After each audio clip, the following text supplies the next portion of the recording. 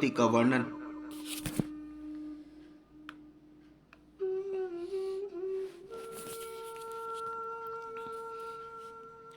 श्री भगवान ने कहा, माता जी, अब मैं तुम्हें प्रकृति आदि सब तत्वों के अलग अलग लक्षण बतलाता हूं। इन्हें जानकर मनुष्य प्रकृति से गुणों से मुक्त हो जाता है। आत्मदर्शन रूप ज्ञान ही पुरुष के मोक्ष का कारण है और वही उसकी अहंकार रूप हृदय ग्रंथि का छेदन करने वाला है। पंडित जन कहते हैं, उस ज्ञान का मैं तुम्हारे आगे वर्णन करता हूं। यह सारा जगत जिसमें व्याप्त होकर प्रकाशित होता है, वही आत्मा ही पुरुष है। वह अनादि निर्गुण प्रकृति से प्रे अंतःकरण में स्फूर्ति होने वाला और स्वयं प्रकाश है। उस सर्वव्यापक पुरुष ने अपने पास लीला विलास पूर्वक आई हुई अव्यक्त और त्रिगुणात्मिक वैष्णवी माया से स्वेच्छा से स्वीकार कर लिया। लीला पारायण प्रकृति अपने सत आदि गुणों के द्वारा उन्हीं के अनुरूप प्रजा की सृष्टि करने लगी। यह देख पुरुष को ज्ञान आच्छादित करने वाली उसकी आवरण शक्ति से मोहित हो गया, अपने स्वरूप को भूल गया। इस प्रकार अपने से भिन्न प्रकृति को ही अपना स्वरूप समझ लेने से पुरुष प्रकृति के गुणों के किए जाने वाले कर्मों से अपने को ही कर्ता मानने लगा। इस कर्तव्य अभिमान से ही अकर्ता स्वाधीन साक्षी और आनंद स्वरूप पुरुष को जन्म मृत्यु रूप बंधन एवं परतंत्रता की प्राप्ति होती है।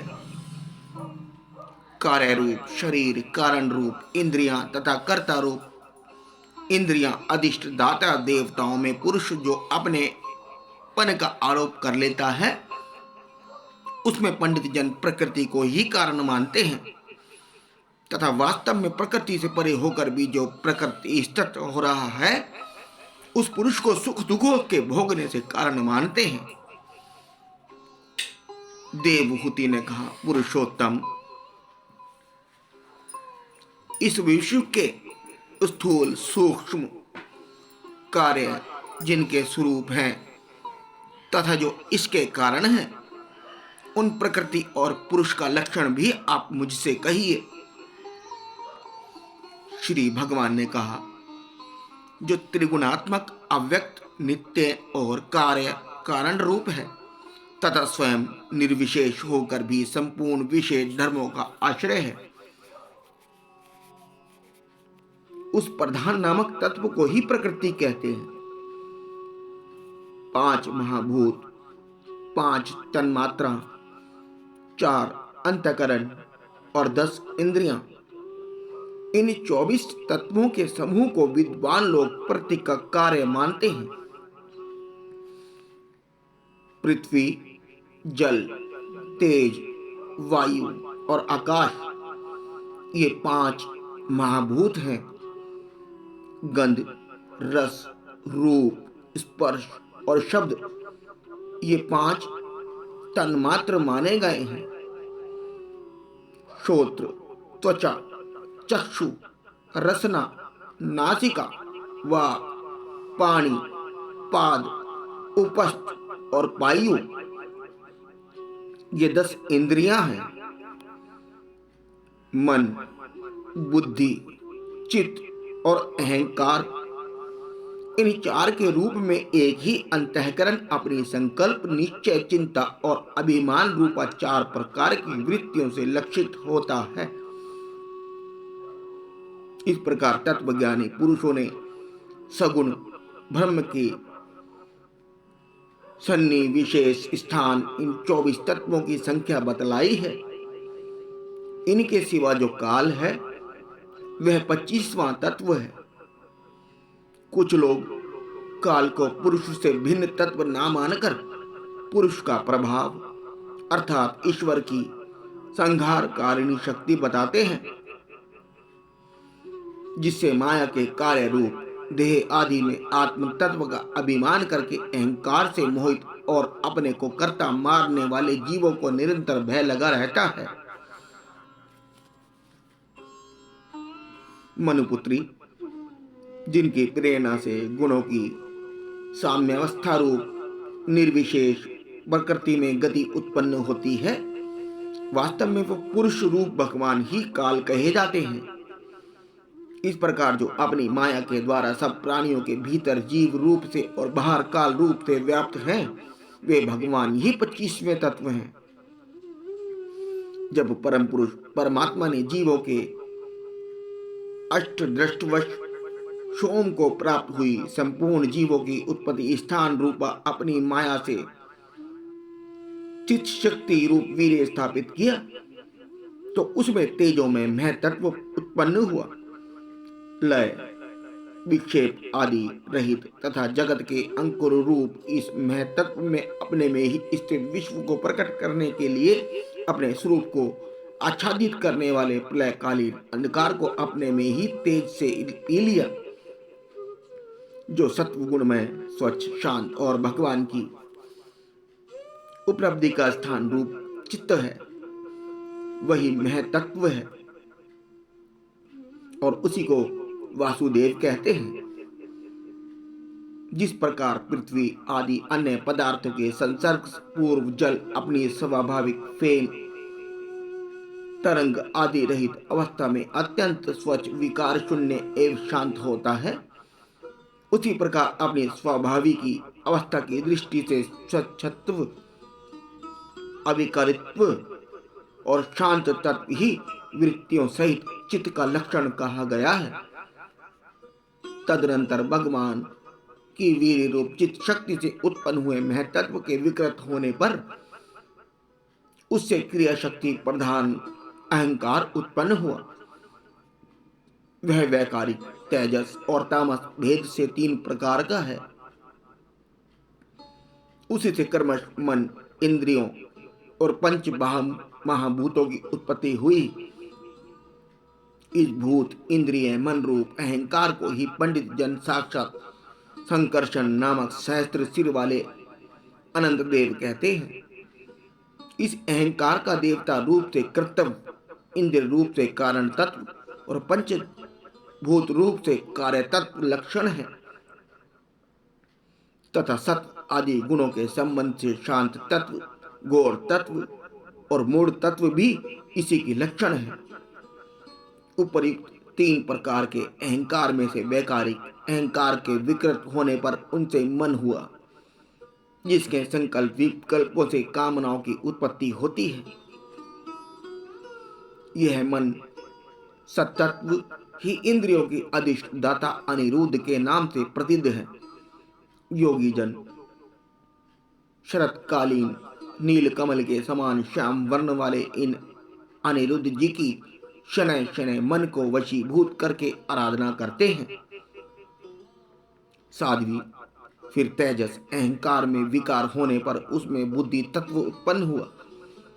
वस्तु का स्फुरण रूप विज्ञान और इंद्रियों के व्यापार में सहायक होना, पदार्थों का विशेष ज्ञान करना, ये बुद्धि के कार्य हैं। वृत्तियों के भेद से संशय, विपरीत ज्ञान, निश्चय, स्मृति और निद्रा भी बुद्धि के ही लक्षण हैं। यदि बुद्धि तत्व ही प्रद्युम्न है, इंद्रिया भी तेजस अहंकार ही कार्य है। कर्म और ज्ञान के विभाग से उनके कर्मेंद्रिय और ज्ञानेंद्रियां 2 भेद हैं। इनमें कर्म प्राण की शक्ति और ज्ञान बुद्धि की। भगवान की चेतन शक्ति की प्रेरणा रूप तामस अहंकार के विकृत होने पर उसमें शब्द तन्मात्रा प्रादुर्भाव हुआ। शब्द तन्मात्र से आकाश तथा शब्द का ज्ञान कराने वाली श्रोत्रेंद्रियां उत्पन्न हुई। अर्थ का प्रकाशक होना, ओट में खड़े हुए वक्ता का भी ज्ञान करा देना और आकाश का सूक्ष्म रूप होना, विद्वानों के मत में यही शब्द के लक्षण है। भूतों को अवकाश देना, सबके बाहर भीतर वर्तमान रहना तथा प्राण, इंद्रिया और मन का आश्रय होना, ये आकाश के वृत्ति कार्य रूप लक्षण है। फिर शब्द तन्मात्र के कार्य आकाश में काल गति से विकार होने पर स्पर्श तन्मात्र हुआ और उससे वायु तथा स्पर्श का ग्रहण कराने वाली त्वगिंद्रिया त्वचा उत्पन्न हुई। कोमलता, कठोरता, शीतलता और उष्णता तथा वायु का सूक्ष्म रूप होना ये स्पर्श के लक्षण हैं। वृक्ष की शाखा आदि को हिलाना, तृण आदि को इकट्ठा कर देना, सर्वत्र पहुंचना, गंध आदि युक्त द्रव्य को घ्राणादि इंद्रियों के पास तथा शब्द को श्रोतेंद्रियों के समीप ले जाना तथा समस्त इंद्रियों को कार्य शक्ति देना, ये सब वायु की वृत्तियों के लक्षण हैं। तदनंतर देव की प्रेरणा से स्पर्श तन्मात्र विशिष्ट वायु के विकृत होने पर उससे रूप तन्मात्र उत्पन्न हुआ तथा उससे तेज और रूप को उपलब्ध कराने वाली नेत्रेंद्रियों का प्रादुर्भाव हुआ। साध्वी वस्तु के आकार का बोध कराना गौण है। द्रव्य के अनुरूप से प्रतीत होना, द्रव्य का जैसा आकार, प्रकार और परिमाण आदि हो उसी रूप में उपलक्षित होना तथा तेज का स्वरूप होना, ये सब स्वरूप तन्मात्र की वृत्तियां हैं। चमकना, पकाना, शीत को दूर करना, सुखाना, भूख प्यास पैदा करना और उनके निवृत्ति के लिए भोजन एवं जलपान कराना, ये तेज की वृत्तियां हैं। फिर देव की प्रेरणा से रूप तन्मात्र में तेज के विकृत होने पर उससे रस तन्मात्र हुआ। उससे जल तथा रस को ग्रहण करने वाली रसनेन्द्रिया जिह्वा उत्पन्न हुई। रस अपने शुद्ध स्वरूप में एक ही है, किंतु अन्य भौतिक पदार्थों के संयोग से वह कसैला, मीठा, तीखा, कड़वा, खट्टा और नमकीन आदि कई प्रकार का हो जाता है। गीला करना, मिट्टी आदि को पिंडाकार बनाना, देना, तृप्त करना, जीवित रखना, प्यास बुझाना, पदार्थों को मृदु कर देना, ताप की वृत्ति करना और कूप आदि से निकाल लिए जाने पर भी वहां बार बार पुनः प्रकट हो जाना, ये जल की वृत्तियां हैं। इसके पश्चात देव प्रेरित रस स्वरूप जल के विकृत होने पर उससे गंध तन्मात्र हुआ और उससे पृथ्वी तथा गंध को ग्रहण कराने वाली घ्राणेन्द्रियां प्रकट हुई। गंध एक ही है, तथापि परस्पर मिले हुए द्रव्य भोगों की न्यूनता अधिकता से वह मिश्रित गंध, दुर्गंध, सुगंध, मधु, तीव्र और अम्ल, खट्टा आदि अनेक प्रकार का हो जाता है।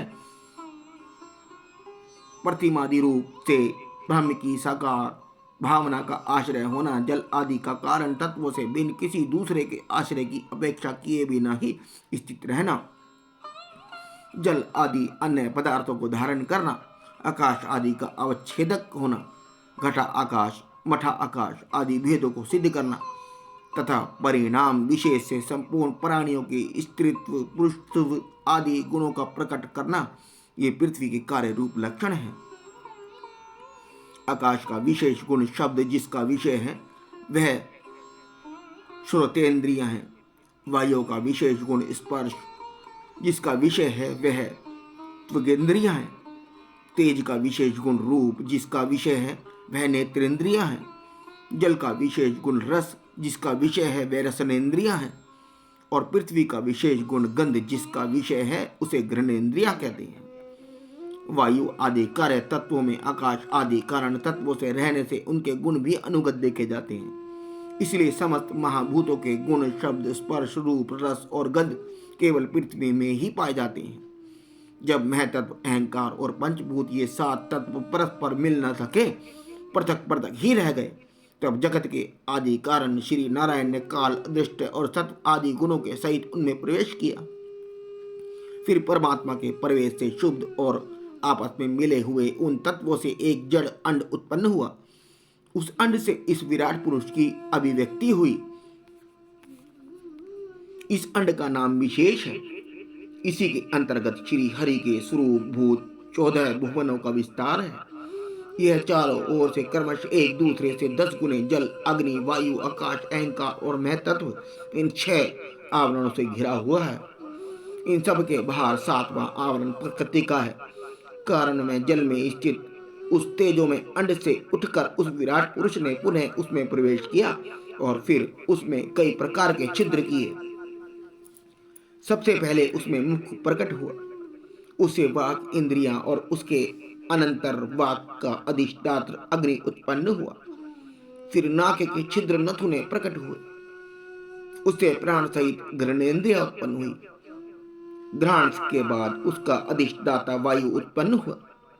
तत्पश्चात नेत्र गोलक प्रकट हुए, उनसे चक्षु इंद्रिय प्रकट हुई और उसके अनंतर उसका अधिष्ठाता सूर्य उत्पन्न हुआ। फिर कानों के छिद्र प्रकट हुए, उनसे उनकी इंद्रियां श्रोत्र और उसके अभिमानी दिग्देवता प्रकट हुए। इसके बाद उस विराट पुरुष की त्वचा उत्पन्न हुई, उससे रोम मूछ दाढ़ी तथा सिर के बाल प्रकट हुए और उनके बाद त्वचा की अभिमानी औषधियां अन्न आदि उत्पन्न हुई। इसके पश्चात लिंग प्रकट हुआ, उससे वीर्य और वीर्य के बाद लिंग का अभिमानी अपोदेव जल उत्पन्न हुआ। फिर गुदा प्रकट हुई, उससे अपान वायु और अपान के बाद उसका अभिमानी लोगों को भयभीत कराने वाला मृत्यु देवता उत्पन्न हुआ। तदनंतर हाथ प्रकट हुए, उनसे बल और बल के बाद हस्तेन्द्रिया अभिमानी इंद्र उत्पन्न हुआ। फिर चरण प्रकट हुए, उनसे गति गमन की क्रिया और फिर पादेनेन्द्रिया अभिमानी विष्णु देवता उत्पन्न हुआ। इसी प्रकार जब विराट पुरुष के नाड़ियां प्रकट हुई तो उनसे रुधिर उत्पन्न हुआ और उससे नदियां हुई। फिर के उसके उदर पेट प्रकट हुआ, उससे शुदा पिपासा की अभिव्यक्ति हुई और फिर उदर का अभिमानी समुद्र देवता उत्पन्न हुआ। तत्पश्चात उसके हृदय प्रकट हुआ, हृदय से मन का प्रकट हुआ। मरने के बाद उसका अभिमानी देवता चंद्रमा हुआ। फिर हृदय में ही बुद्धि और उसके बाद उसका अभिमानी ब्रह्मा हुआ। तत्पश्चात अहंकार और उसके अनंतर उसका अभिमानी रुद्र देवता उत्पन्न हुआ। इसके बाद चित्त और उसका अभिमानी क्षेत्रज्ञ प्रकट हुआ। जब ये क्षेत्रज्ञ के अतिरिक्त सारे देवता उत्पन्न होकर भी विराट पुरुष को उठाने में असमर्थ रहे तो उसे उठाने के लिए कर्मश फिर अपने अपने उत्पत्ति स्थान में प्रविष्ट होने लगे। अग्नि ने वाणी के साथ मुख में प्रवेश किया, परंतु इससे विराट पुरुष न उठ सके। वायु ने घृणेन्द्रियों के सहित नासा छिद्रों से प्रवेश किया, फिर भी विराट पुरुष न उठा। सूर्य ने चक्षु के सहित नेत्रों में प्रवेश किया, तब भी विराट पुरुष न उठा। दिशाओं ने श्रवणेन्द्रियों के सहित कानों में प्रवेश किया, तो भी विराट पुरुष न उठा। औषधियों ने रोमों के सहित त्वचा में प्रवेश किया, फिर भी विराट पुरुष न उठा। जल ने वीर्य के साथ लिंग में प्रवेश किया, तब भी विराट पुरुष न उठा। मृत्यु ने अपान के साथ गुदा में प्रवेश किया, फिर भी विराट पुरुष न उठा। इंद्र ने बल के साथ हाथों में प्रवेश किया, परंतु इससे भी विराट पुरुष न उठा। विष्णु ने गति के सहित चरणों में प्रवेश किया, तो भी विराट पुरुष न उठा। नदियों ने रुधिर के सहित नाड़ियों में प्रवेश किया, तब भी विराट पुरुष न उठा। समुद्र ने शुदा पिपासा के सहित उदर में प्रवेश किया, फिर भी विराट पुरुष न उठा। चंद्रमा ने मन के सहित हृदय में प्रवेश किया, तो भी विराट पुरुष न उठा। ब्रह्मा ने बुद्धि के सहित हृदय में प्रवेश किया, तब भी विराट पुरुष न उठा। रुद्र ने अहंकार के सहित उसी हृदय में प्रवेश किया, तो भी विराट पुरुष न उठा। किंतु जब चित्त के अधिष्ठाता क्षेत्रज्ञ ने चित्त के सहित हृदय में प्रवेश किया, तो विराट पुरुष उसी समय जल से उठकर खड़ा हो गया। जिस प्रकार लोक में प्राण, इंद्रियां, मन और बुद्धि आदि चित्त के अधिष्ठाता क्षेत्रज्ञ की सहायता के बिना सोए हुए प्राणी को अपने बल से नहीं उठा सकते, उसी प्रकार विराट पुरुष को भी वे क्षेत्रज्ञ परमात्मा के बिना नहीं उठा सके। अतः भक्ति, वैराग्य और चित्त की एकाग्रता से प्रकट हुए ज्ञान के द्वारा उस अंतर आत्मा स्वरूप क्षेत्रज्ञ को इस शरीर में स्थित जानकर उसका चिंतन करना चाहिए। 27वां। देख रहे अम्मी? अम्मी